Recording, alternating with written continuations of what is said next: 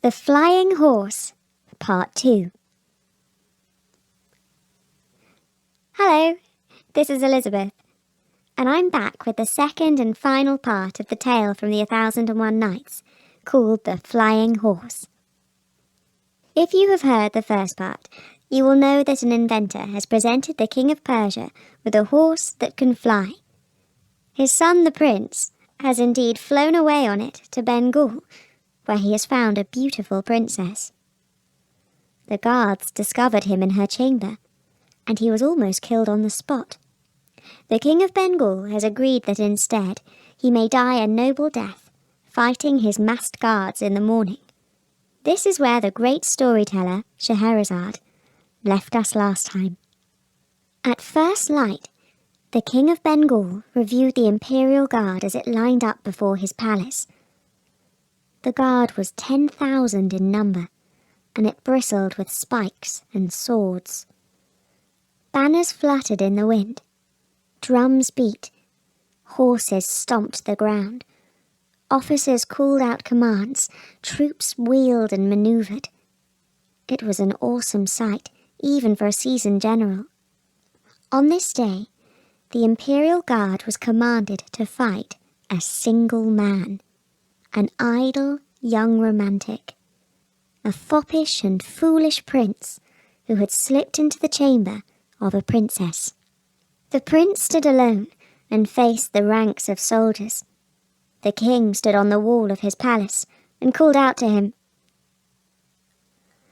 "Now, Prince of Persia, bid farewell to the princess who you sought to marry without the consent of her father. Had you but asked my favour, I would have granted it gladly. Now you must ready yourself to receive the sharp points and swords of my army." And the prince replied, "But king, you do not deal with me fairly. Is it fitting for a prince to go into battle on foot? I was practically born in the saddle. Bring me my steed, and I shall meet your army on horseback." The king saw no harm in this request, and asked him where his horse was tethered. "Why, it waits for me on the roof of the palace."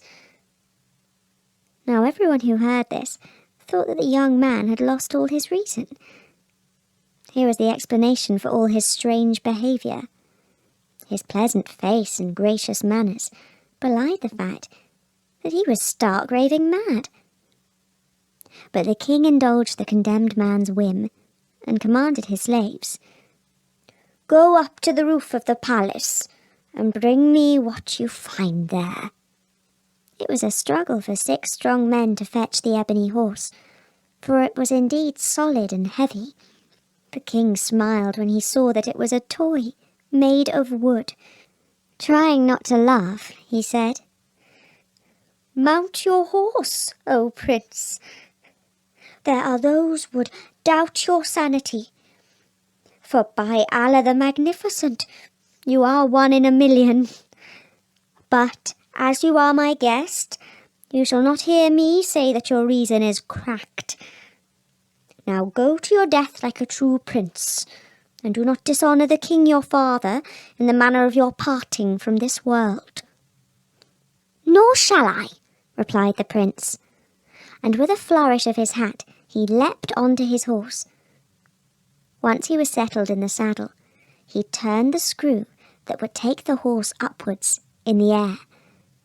All watched as it began to judder and rock, and its belly filled up with some sort of gas. Then, all of a sudden, it did what none of the onlookers expected. It took off into the air and flew above the heads of the army. When the king saw this, he had the presence of mind to call out, "Archers, shoot him down!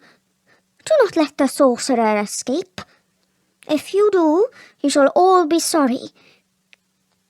A cloud of arrows took flight, but fell short of the magnificent horse, which, with its rider, was already heading for the sun.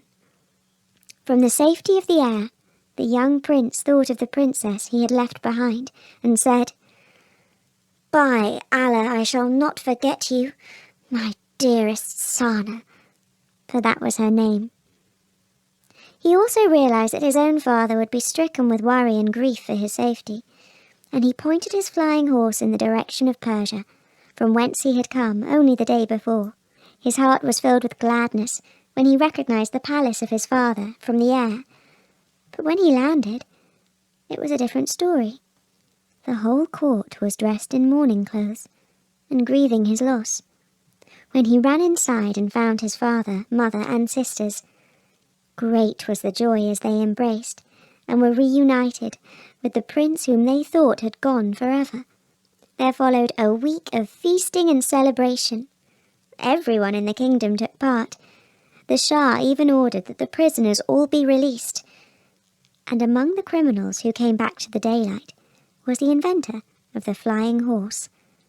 Meanwhile, in the palace, the king rued the day he had bought the infernal contraption, and forbade his son to ever go near it again. "For now I see," he said, "that the air is the kingdom of the birds, and it is wrong for a groundling to attempt to fly. Science is a sin. We should all obey the laws of nature, or else humankind will surely be the author of its own destruction." So happy was the prince to be reunited with his family that for a moment he forgot his beautiful princess, Sana. But not for long. At the height of the feasting, a lovely handmaiden strummed a lute and sang. "Time dies, but it does not forget. The seconds pass, but not my love. At the end of eternity, I shall meet you yet." When the prince heard these words, the fires of passion flamed in his heart. He pretended to be weary and said that he must retire to his room. But in fact, he crept out to the courtyard where the forbidden horse awaited him.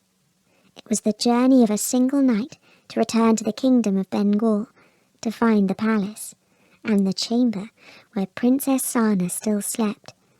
At her door, he heard her weeping and reciting verses. He carefully walked over to the bed. "Who's there?" she asked, nervously. "Oh, you of little wit," said the prince fondly. "It is I, returned to carry you back to Persia and your wedding day." "You," she said, angry all of a sudden. He was afraid her shrill voice would awake the guard. "You cruel-hearted man, how could you have left me?" "Would you rather that I was cut down by the 10,000 soldiers of your father's army?" he replied. "If so, all you have to do now is call for the guards, and I'll be dead this instant." "Yes," she said, confused. "I mean, no. My only wish is to be with you." And they fell into each other's arms. As it would soon be daylight, he swiftly led her up to the roof, from where they escaped on board his wonderful flying horse. Away they flew, but with great skill. The prince made the horse travel softly, so as not to alarm the princess. By midday they had returned to his father's palace, where he had been hardly missed. When his father saw the young prince's choice for a bride, more elegant than a gazelle, more gentle than the warm west wind, brighter than the moon, he rejoiced in his son's good taste and judgment. He called for preparations to be made of yet another feast, to celebrate the wedding of his son to Princess Sana. There was a delay, while out of courtesy, messengers were sent to her father in Bengal. In the meantime, the prince was hardly absent from her side. But of course there were times when official duties, or the pleasures of hunting and companionship with his cronies, called him away. On one such occasion, the young princess was walking in the garden when she was approached by a man who seemed to her eyes very old and rather hideous in face and figure. "Oh, Princess," he said, "your beloved has had to leave to another city on urgent business of his father. He pines for your lovely face that shines in his heart like the sun in a serene sky. He has therefore sent me to fetch you to him." The story made perfect sense to the young princess, and as she had already made one successful trip on the flying horse, she was not at all alarmed when the man asked her to climb on board it with him. Little did she know that this seemingly harmless old man was the cunning inventor of the machine, and that he still held a terrible grudge for the ungrateful way he had been treated by the prince and his father. Now he was after his revenge. He turned the screw on the neck of the horse, and up they climbed into the sky. On and on they flew. At last she asked, "Old man, when shall we see my prince, as you promised me?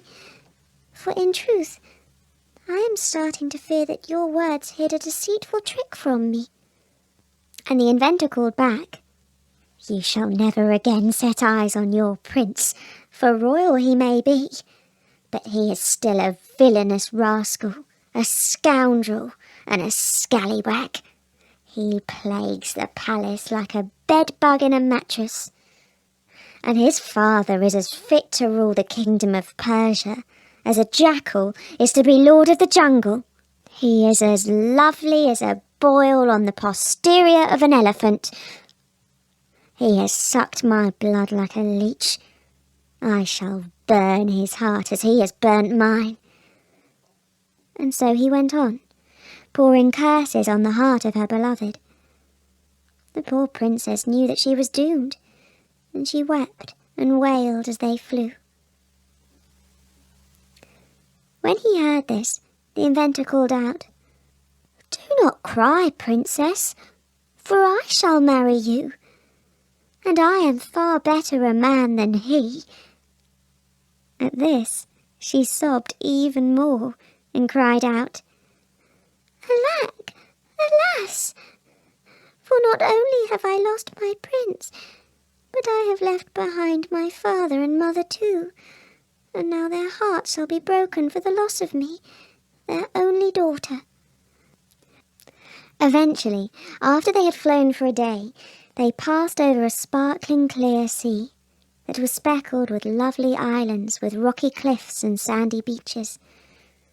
At last they came to the mainland and settled down in a cool, gentle field where the grass was nibbled by goats and sheep. Here, in the land of the Greeks, they rested, for they were both hot and tired. As they slept, a king who was out hunting came across them. The Greek wondered at the strange horse and ordered his servants to wake the couple. "Greetings!" called out the king. "Who are you? Where have you come from? And what secret lies hidden in the belly of this strange black horse?" The inventor replied, "Sire, I am a prince of Persia, and this is my bride." But the princess, seeing her chance of salvation, called out, "No, he is not. He is a wicked magician who has abducted me and stolen me away from the arms of my beloved prince." The Greek had no doubt whom he wanted to believe. He ordered his guard to cut off the head of the inventor, and that was the end of him.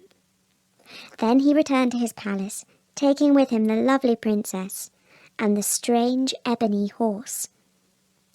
Meanwhile, her prince had not ceased to grieve the loss of his bride. In penance for his carelessness at losing her, he dressed himself as a pilgrim and travelled from place to place, asking after the ugly magician, the lovely maiden, and the wonderful horse. Wherever he went, people thought that his rambling story, though diverting, was the outward sign of madness. Then one day, after he had travelled for over a year, he sat down under a plane tree and overheard 3 merchants talking. They spoke of an unusual event, the cause of much gossip and discussion. The king, out hunting, had come across an evil magician of foul face and loathsome form, a princess as lovely as the day, and a mysterious horse carved from ebony. Now at long last, the heart of the travelling prince was filled with lightness. His cares flew away like a dark bird. He had hope, but he also had caution. He made careful inquiries, and heard that the king wished to marry the lovely princess. Ever since he had made his proposal, she had been stricken with a mysterious illness, and refused to leave her bed. The king had offered a huge reward for any priest, magician or doctor who could find a cure. Right away the prince guessed at the truth, that the illness was not real. Not of the body, at any rate. It was grief of the heart, and a ruse by the princess to delay her marriage to the king, and hold out for delivery from her fate. Towards supper time, the prince came to the gates of the palace, and declared that he was a travelling medicine man. He asked for an audience with the king. Under normal circumstance, he would have been turned away with a sharp kick in the behind. But at that time there were orders that anyone who claimed to have a cure for the princess would be granted a royal audience. When the prince came before the king, the courtiers saw his ragged clothes and heard his foreign accent. He said that he was Persian. The Greeks did not care for the Persians. They laughed and poured scorn on him. But by this time the king was close to despair. He had spent a fortune on astrologers, doctors and the like, and all to no avail. He said, "I care not if he is Persian or from the moon. One more egromancer can do no harm." And he allowed the visitor to see the princess. She lay with her eyes closed, seemingly asleep. He knelt down and whispered in her ear, "Oh, darling of the universe, care of my life, do not fear, nor stir nor make any sound. It is I, your prince. I have searched the 4 corners of the world, and now at last I have found you." In the morning he went to the king and advised that in his judgment the princess had been overtaken by the demons of madness. Fortunately, he had with him a cure. Powerful candles and fuel for the fire that would burn with sweet-smelling smoke and drive the demons from her body. The king was ready to give anything a try. He ordered the servants to dress the princess in lovely clothes and fine jewellery. They led her into the courtyard that was already cloudy with smoke of incense. The mystical horse stood by, like the statue of a god. The Persian visitor threw lumps of coloured coal on the fire. The smoke grew thick. It was hard to see anything. The smoke stung the king's eyes, and he began to rub them. When a few minutes later the smoke had cleared, the prince, the princess, and the wonderful horse had disappeared. Nobody had seen how the Persian mystic and the princess had climbed aboard the horse and flown away. Nor could they suppose that a day later they would be back in Persia, and that a week after that they would be married and live righteously and happily together until, at last, in their old age, the destroyer of everything took them away forever. And that was the Flying Horse from the 1001 Nights. And there were many more stories that Scheherazade told to the Sultan in order to stay alive. And we'll bring you more soon on storynori.com. But for now, from me, Elizabeth, bye! The Flying Horse, Part 2. Hello, this is Elizabeth. and I'm back with the second and final part of the tale from the 1001 Nights, called The Flying Horse. If you have heard the first part, you will know that an inventor has presented the King of Persia with a horse that can fly. His son